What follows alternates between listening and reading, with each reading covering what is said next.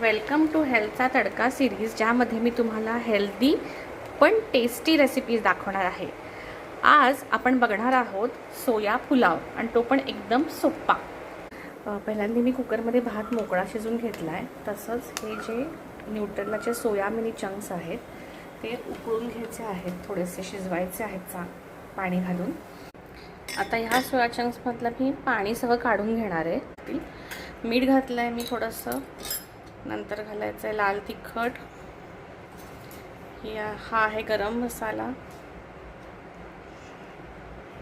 नंतर आहे थोडीशी धने पावडर, एक चमचाभर दही घालते। आता हे छान सगळे सोया चंक्स मस्त मॅरिनेट करून घेऊया, आणि एक 15-20 मिनिटं मी हे असं मॅरिनेट करायला ठेवणार आहे। कढई तापत ठेवली आहे, ह्यात तूप घालूया, जिरे घालूया, बघा आपल्याला कांदा,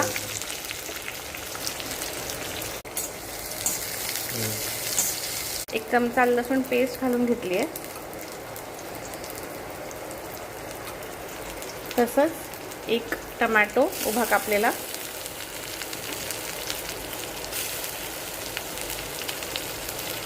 आणि उभं कापलेलं असतं पातळ पातळ गाजर, त्याचे पण काप घालून घेते। परतूया, परत दोन घालून घेते। हे थोडेसे वाफून ठेवलेले मटार आहेत।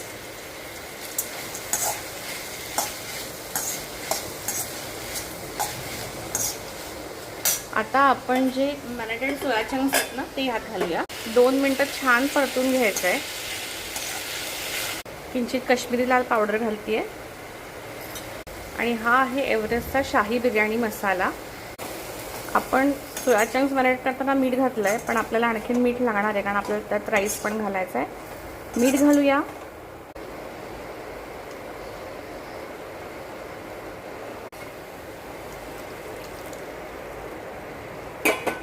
दोन मिनिटं त्याला वाफ आणायची। आता हा जो शिजलेला भात आहे तो मी मोकळा करून त्या सोयाच्या मिश्रणात घालणार आहे।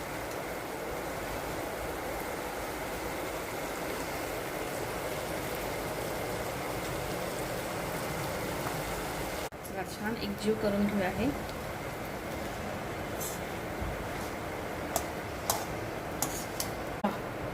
तुम्ही बघू शकता छान मस्त आपला पुलाव तयार आहे।